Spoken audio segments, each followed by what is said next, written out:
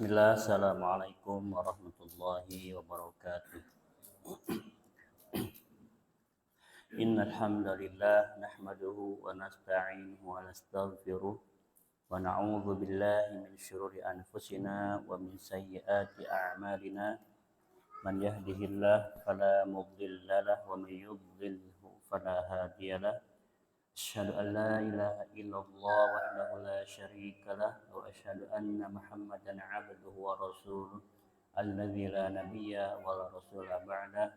Qala Allah ta'ala fil Qur'anil Karim ba'da a'udzu billahi minasy syaithanir rajim. Ya ayyuhalladzina amanu taqullaha haqqa tuqatih wa la tamutunna illa wa antum muslimun.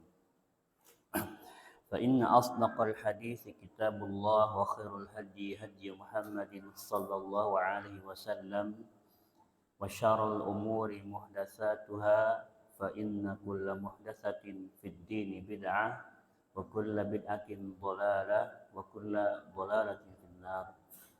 أما بعد, jemaah yang dirahmati oleh Allah Subhanahu wa taala, alhamdulillah malam hari ini kita bisa mudarasah terkait pelajaran yang kita bahas tentang adab-adab Islami yang sahih.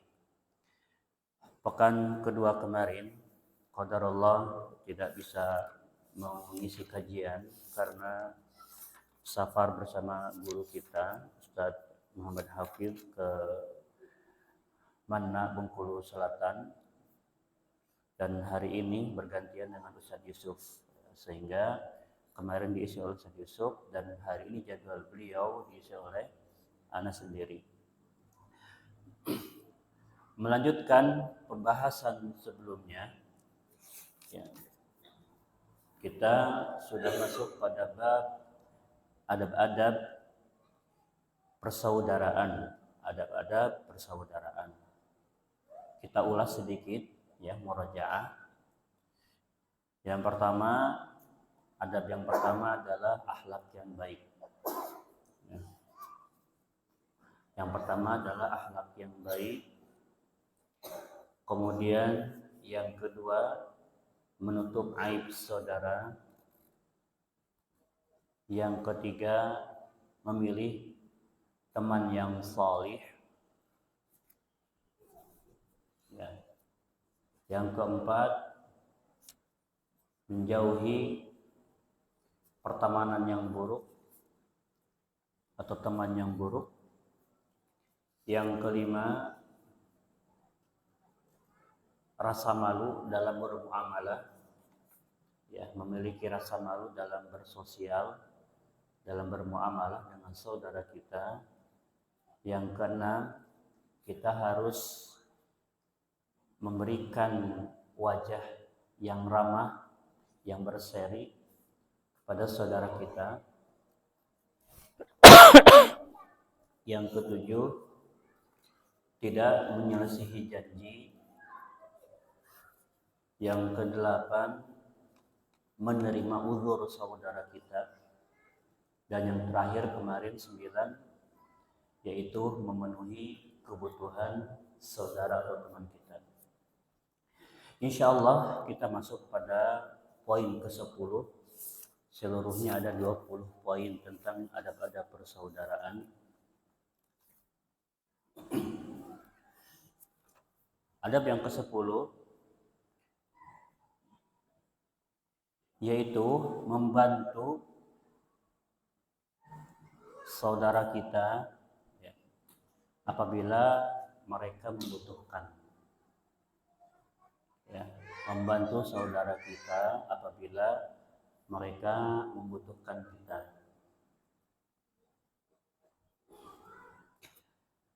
Imam Muslim telah meriwayatkan dari Abu Hurairah radhiyallahu anhu, qala Rasulullah sallallahu alaihi wasallam.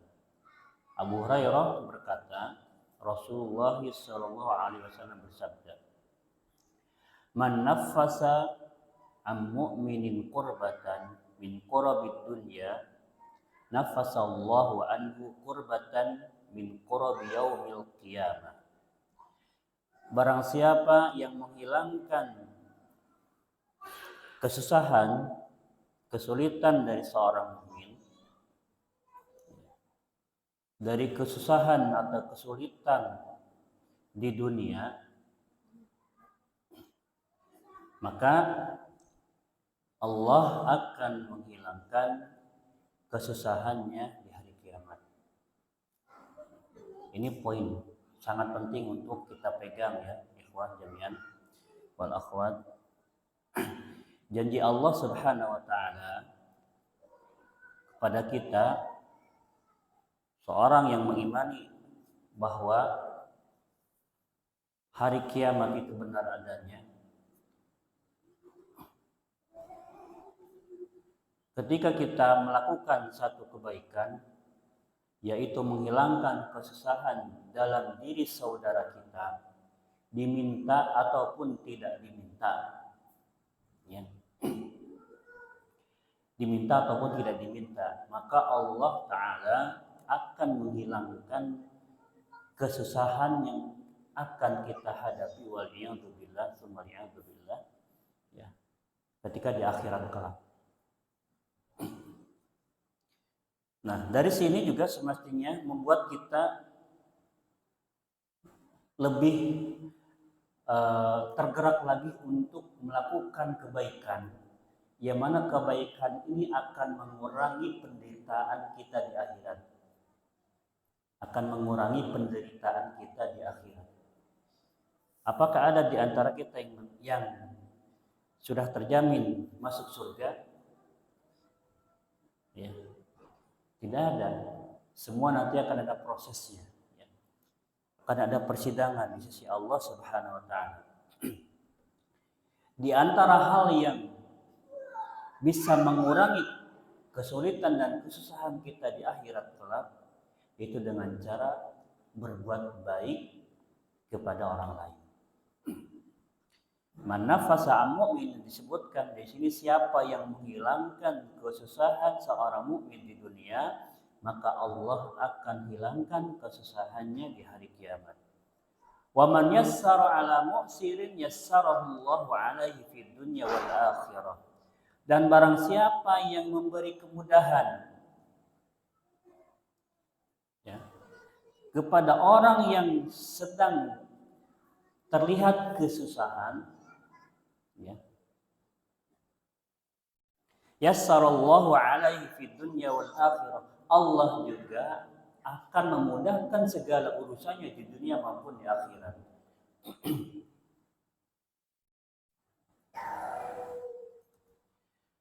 Wa man satara musliman satarahullahu fid dunya wal akhirah. Dan barang siapa yang menutup aib seorang muslim, maka Allah akan menutup aibnya di dunia dan di akhirat. Nah, ini terkait aib. Ketika kita sudah mendengar satu aib dari seseorang, lisan kita sangat mudah untuk menyebarkan aib tersebut. Ya. Itu sudah bawaan pribadi buruk seorang manusia. Jadi manusia itu kan ada dua, ada kebaikan, ada dalam keburukan dalam dirinya. Ya, jiwa yang baik dan jiwa yang buruk. Dan kita seringkali condong pada jiwa yang buruk. Ketika kita mengetahui satu aib saudara kita, teman kita, terlebih teman ini sama-sama benci, sama-sama gak suka terhadap orang yang sedang kita bicarakan, maka seluruh aib pasti akan dibicarakan, ya, karena nyambung satu sama lain. Ini paling susah. Barang siapa yang menutupi aib seorang muslim, maka Allah akan menutupi aibnya di dunia dan di akhirat.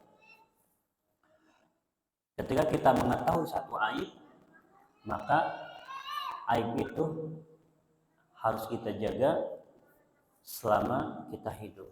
Dan kalau bisa kita berdoa kepada Allah. Ketika kita sudah tahu satu aib saudara kita, teman kita, agar Allah lupakan aib tersebut.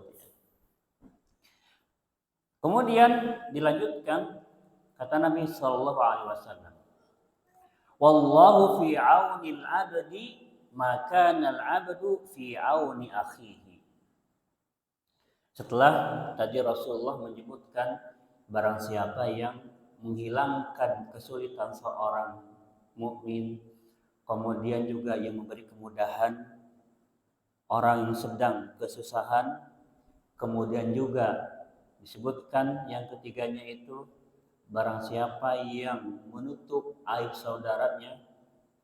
Nah, yang terakhir, jika seorang hamba itu dia senantiasa menolong saudaranya, maka Allah senantiasa akan menolongnya. Wallahu fi aunil abdi, Allah senantiasa menolong hambanya, maka nal abdu fi auni akhihi. Maka ya, syaratnya itu jika kita ingin terus ditolong oleh Allah, maka kita harus senantiasa menolong orang lain. Wa man salaka tariqan yaltamisu fihi ilman. Barang siapa yang menempuh suatu perjalanan yang perjalanannya itu ia untuk menuntut ilmu, menghilangkan kebodohan, sahalallahu lahu bihi tariqan ilal jannah. Maka Allah akan permudah jalannya ke surga.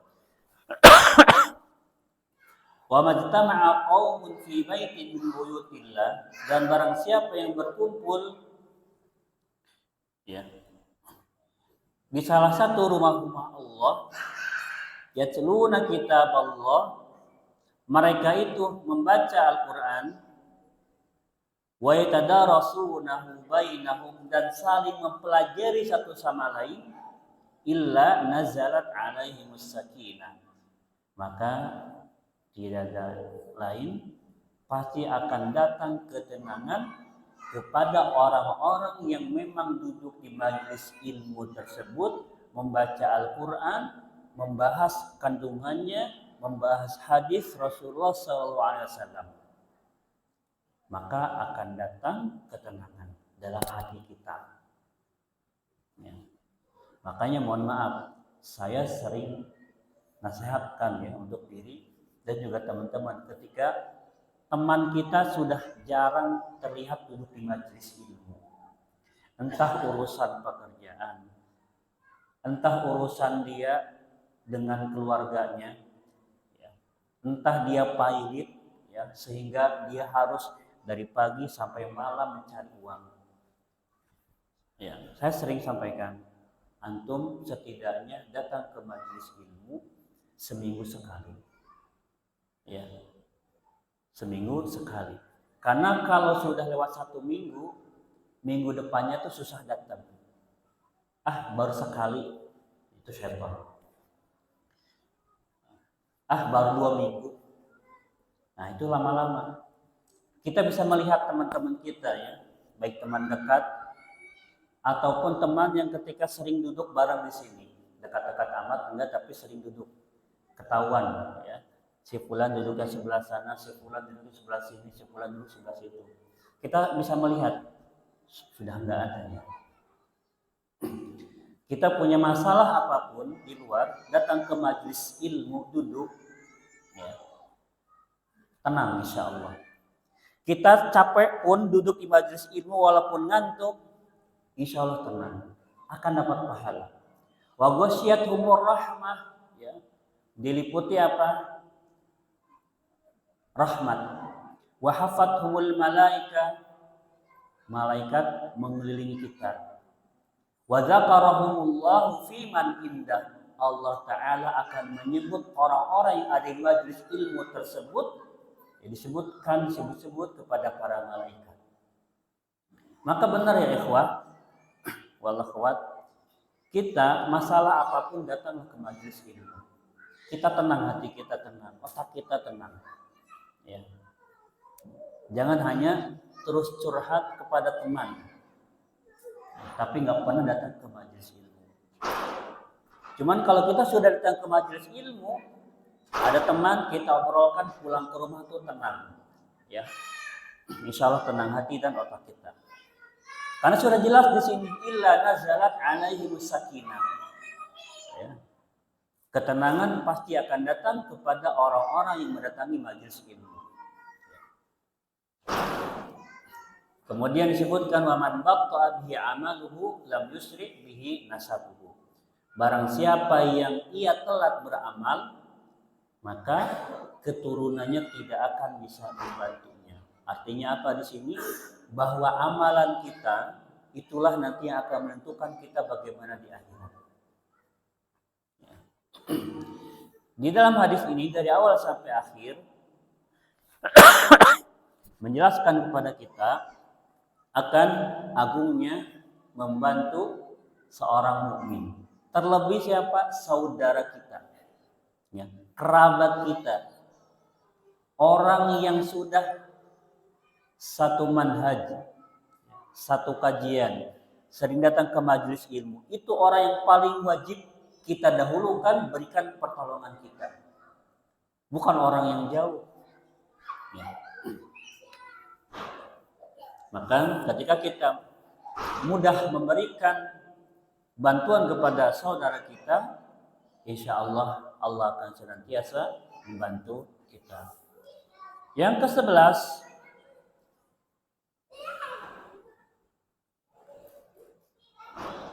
mengunjungi mereka karena Allah dan bertanya kabar mereka. Mengunjungi mereka karena Allah dan bertanya kabar tentang mereka.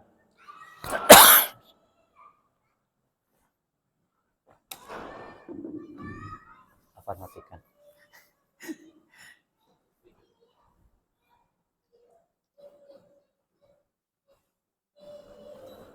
Nah, syukran. Imam Muslim meriwayatkan dari Abu Hurairah radhiyallahu anhu 'anin Nabi sallallahu alaihi wasallam. Imam Muslim meriwayatkan dari Abu Hurairah dari Nabi sallallahu alaihi wasallam anna rajulan zara akhan lahu fi qaryatin ukhra fa arsalallahu lahu ala madrajatihi malakan. Falamma ata alaihi qala aina turid. Nah, diceritakan bahwa ada seseorang, ya, ia melakukan suatu perjalanan dari satu desa ke desa lainnya. Kemudian Allah menguji si orang ini, ya, dengan apa? Mengutus malaikat, ya, mengutus malaikat kepadanya. Kemudian ditanya, aina turid? Kamu mau kemana? Kemudian si orang ini menjawab, qala uridu akhan li fi hadhil qaryah. Aku ingin mengunjungi saudaraku di desa ini. Di desa yang disebutkan tadi. Qala, kemudian malaikat, ya, bertanya. Di sini malaikat bentuknya manusia, ya, Allah utus. Hal laka alaihi min ni'matin tarubbuha? Kamu itu ingin mengunjungi saudaramu di desa itu, apakah karena ada hutang budi sehingga apa? Kamu ingin bertemu saudaramu tadi, ingin mengunjunginya? Kemudian dijawab, qala la, enggak ada. Wa ra'anni ahbabtuhu fillah. Aku itu ingin mengunjungi saudaraku karena aku cinta karena Allah. Qala fa inni Rasulullah ilaika bi anna Allah qad ahabbaka kama ahbabtahu fihi. Kemudian malaikat berkata, sesungguhnya aku ini adalah utusan Allah untuk menjumpaimu, menyampaikan bahwa sesungguhnya Allah Subhanahu wa taala mencintaimu sebagaimana engkau mencintai saudaramu. Ya, di dalam hadis ini disebutkan bahwa seorang ingin mengunjungi saudaranya tanpa ada hal lain kecuali kecintaan dia dengan saudaranya. Kita seringkali bertanya tentang keadaan teman kita, tentang keadaan saudara kita karena ada urusan lain. Ya. Seringkali itu urusan kita sedang membutuhkan sesuatu. Ya. Sering. Di luar itu kita jarang. Ya, jarang bertanya kabar. Apalagi sekarang sudah media sosial sangat mudah. Kita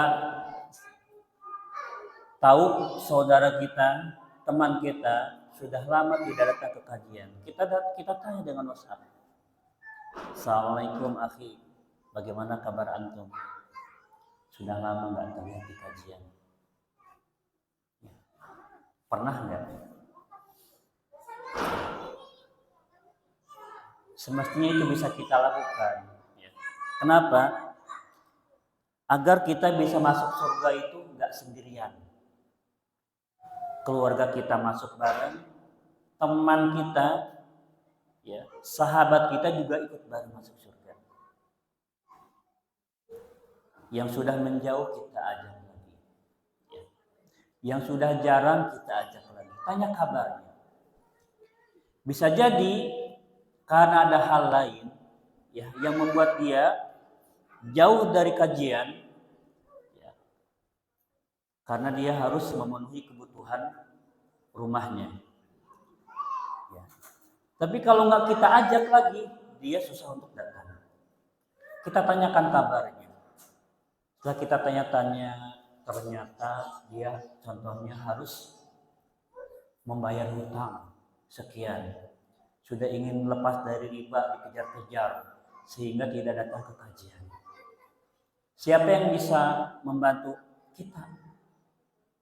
Ya, maka kita bantu bersama-sama dari sepulan, tunaikan hutangnya, lunaskan hutangnya.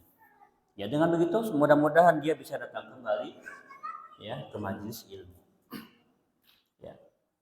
Kita balik, tanya lagi pada diri kita, sudahkah kita mengunjungi saudara kita, bertanya kabar kita, kabar teman kita yang sudah lama tidak kita lihat. Ya, kita berharap dengan begitu, ya, lillahi ta'ala, sehingga apa? Menyebabkan Allah lebih mencintai kita. Kemudian di dalam hadis yang lain dari Mu'adz bin Jabal, ia berkata, "Sami'tu Rasulullah sallallahu alaihi wasallam yahki an Rabbi." Aku mendengar Rasulullah sallallahu alaihi wasallam menceritakan tentang Rabbnya. Yaqul, ia bersabda, "Haqqat mahabbati lil mutahabbina fiyya." Dua orang yang saling mencintai karena aku, dia berhak mendapatkan cintaku. Ya. Dua orang mukmin yang saling mencintai karena Allah, maka dia berhak untuk mendapatkan cintaku. Wa haqqat mahabbati lil mutabadilina fiyya.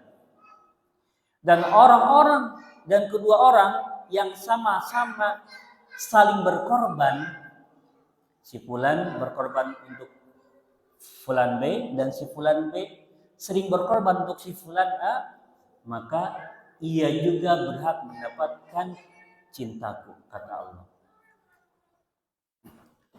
Wa haqqat mahabbati lil mutazawirina fiyya. Dan dua orang yang saling mengunjungi, yang saling berkunjung, dan kunjungannya ini karena aku, kata Allah, maka dia juga berhak mendapatkan cintaku. Ya, di sini disebutkan 3 orang yang saling mencintai, yang saling berkorban satu sama lain, dan saling berkunjung satu sama lain, yaitu orang-orang yang paling berhak mendapatkan cintanya Allah Subhanahu wa taala. Yang ke-12 yaitu membela saudara kita. Ya, membela saudara kita. Di sini disebutkan firman Allah Subhanahu wa taala di dalam surah Al-Hujurat ayat 12, ayuhibbu ahadukum ayyakula lahma akhihi maitan fakarihtumu. Apakah salah seorang di antara kalian suka kalau ia makan daging saudaranya? Makan daging, makan bangkai saudaranya.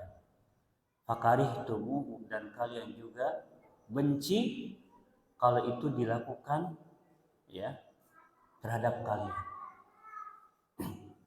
Kemudian dari Abu Darda radhiyallahu anhu, ia berkata, dari Nabi sallallahu alaihi wasallam bersabda, man radda an ildi akhihi raddallahu an wajhin nar yaumal qiyamah. Barang siapa yang membela kehormatan saudaranya, maka Allah akan menolongnya ya dengan menghindarkan wajahnya dari neraka pada hari kiamat. Ini janji Allah Subhanahu wa taala. Ada saudara kita ya yang dia terzalimi oleh orang lain, maka kita bela, kita jaga kehormatannya. Jangan sampai saudara kita ini ya, dia terzalimi oleh orang lain.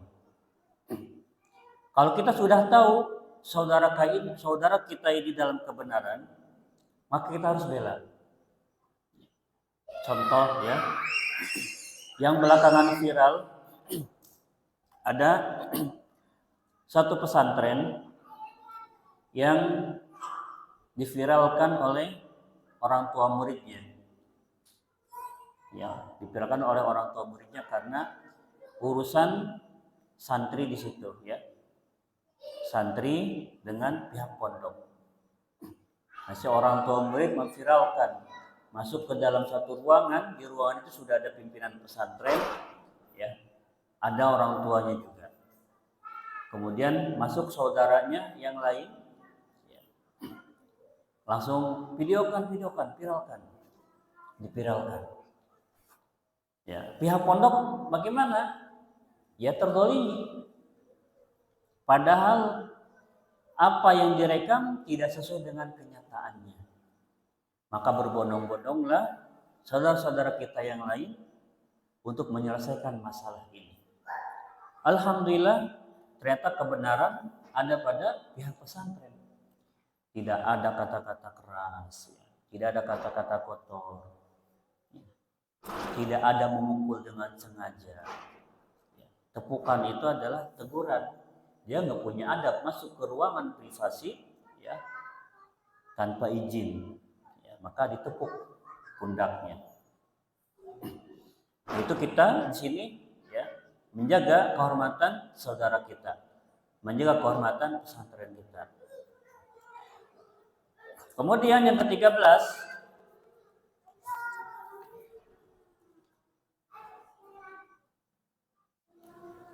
yaitu menutupi aib teman dan menampakkan yang baiknya.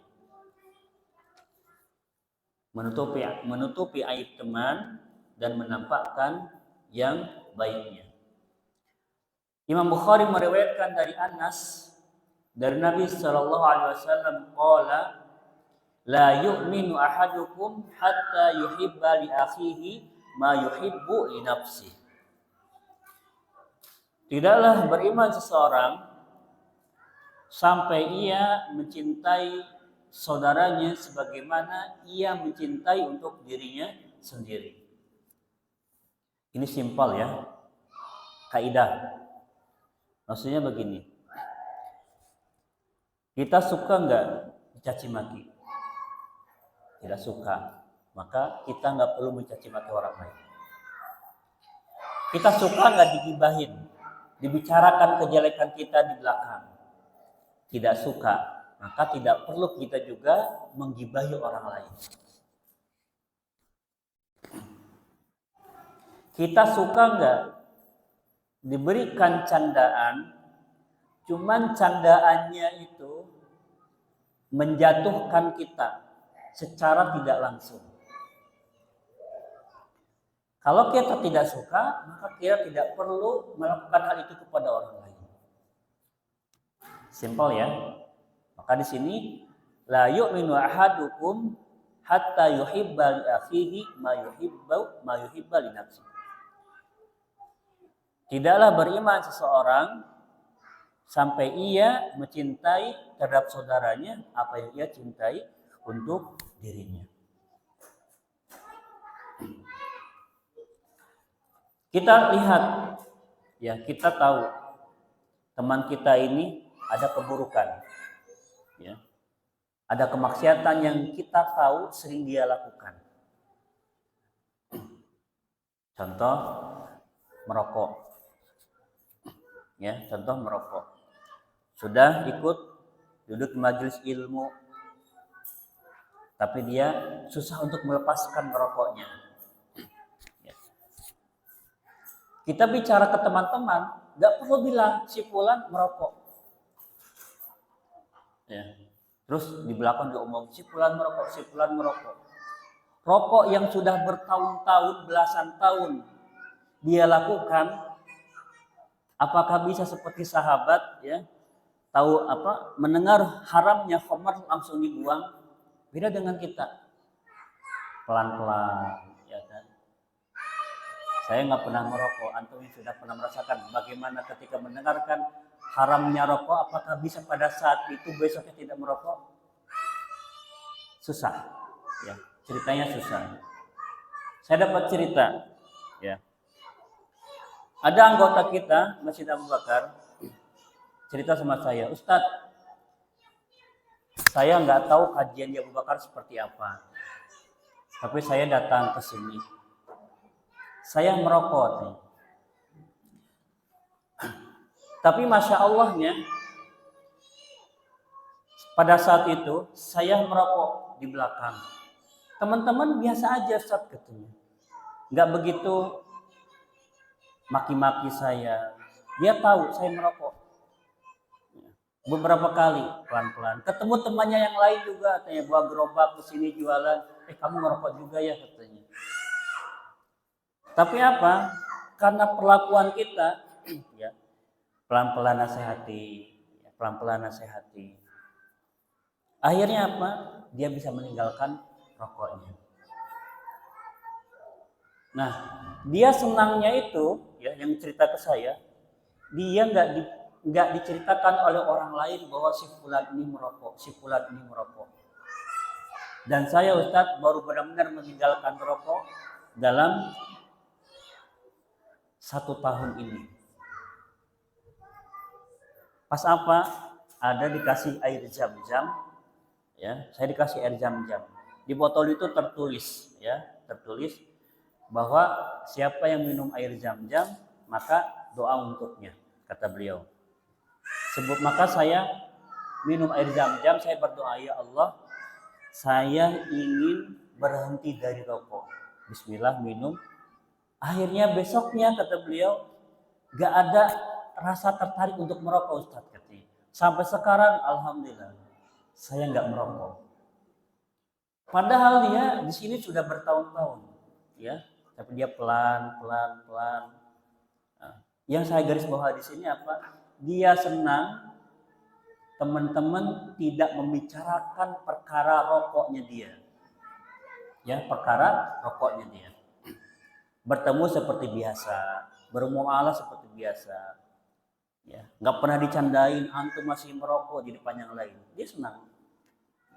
Hal kecil bagi kita, ya, tapi bagi dia sangat begitu besar. Alhamdulillah bisa lepas dari rokok. Yang ke-14, menghilangkan gangguan. menghilangkan gangguan dan menghindarkan kemarahan. Imam Bukhari meriwayatkan dari Abu Hurairah anna rajulan qala lin Nabi sallallahu alaihi wasallam, bahwa ada seseorang yang berkata kepada Nabi, "Ausini, beri aku wasiat, beri aku nasihat wahai Rasulullah." Qala la taghdab, janganlah engkau marah. Faraddada miraran, kemudian si laki-laki tadi bertanya lagi, ya, sampai ketiga kali. Ausini, beri aku nasihat Rasulullah. La taghdab, sampai 3 kali. Nasihatnya tetap sama, yaitu jangan marah. Di dalam hadis ini, ya, kita bisa ambil hikmah bahwa marahnya kita kepada orang lain, ya, itu akan membawa malapetaka yang lebih besar lagi. Kita bertemu dengan orang yang kita marahi sudah kikuk, ya. Sudah enggak semesra seperti biasanya, seakrab seperti biasanya. Maka di sini sebisa mungkin kita mencegah segala sesuatu yang bisa membuat orang marah. Ya, maka di sini Nabi SAW menyebutkan la taghdab, la taghdab. Maksudnya apa? Hindari segala sesuatu yang bisa membuat kamu marah, yang bisa membuat orang lain marah. Ya, itu kita hindari. Kemudian yang ke-15, mendoakan orang lain ketika tidak ada. Mendoakan orang lain ketika tidak ada di hadapan kita.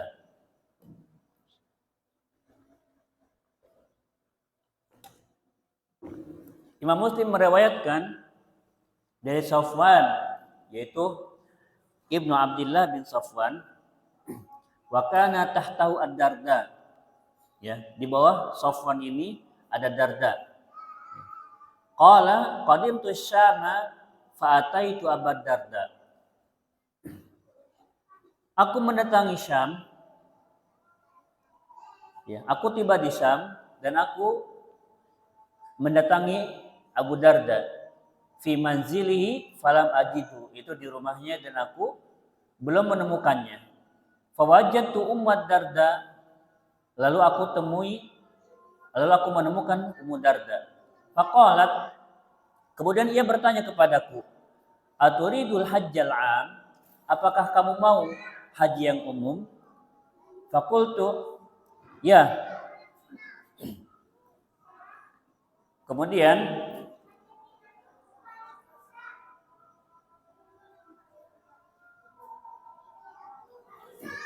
apakah engkau mau haji hari ini? Faqultu na'am. Qalat, kemudian kata Ummu Darda, fad'ullaha lana bi khairin, maka doakanlah kebaikan untuk kita. Fa inna Nabiyya sallallahu alaihi wasallam kana yaqul, karena Nabi sallallahu alaihi wasallam bersabda, da'watul mar'il muslimi li akhihi bi dhahril ghaib mustajabatun inda ra'si malakun wakkal. Doa seorang muslim untuk saudaranya, ya, yang tidak ada itu diijabah, dikabulkan. Dan di atas kepalanya itu ada malaikat yang diperintahkan, kullama da'a li akhi bi khairin qala al malakul muwakkalu bihi amin wa laka bimislin. Ketika ia mendoakan saudaranya kebaikan, maka malaikat yang ada di situ dia akan mengatakan amin.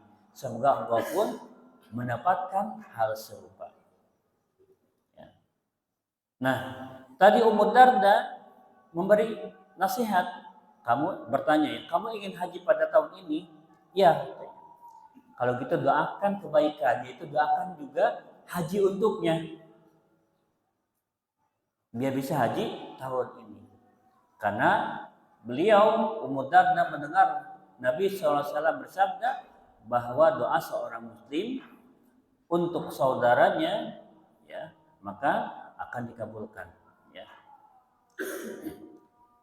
Yang ke-16 at-tawadhu, yaitu tawadu kepada saudara kita, dan meninggalkan sifat sombong. Ya, tawadhu kepada saudara kita dan meninggalkan sifat sombong. Dari Iyad bin Himar bahwa Rasulullah SAW bersabda, Inna Allah auha ilayya an tawadhu hatta la yabkhara ahadun ala ahadin. Sesungguhnya kata Rasulullah, Allah memberikan kepadaku wahyu agar kalian saling rendah hati, sehingga satu sama lain di antara kalian tidak saling berbangga diri. Wala yabghi ahadun ala ahadin, dan jangan sampai satu sama lain di antara kalian juga saling melampaui batas atau saling menzalimi.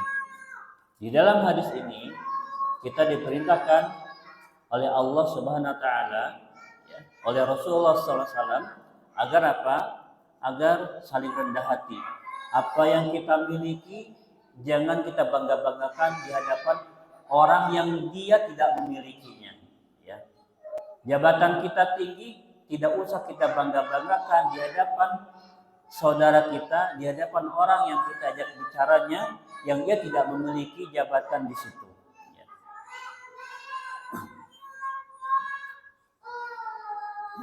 Masya Allah ya. Sehingga apa? Dari pembicaraan ini, ya,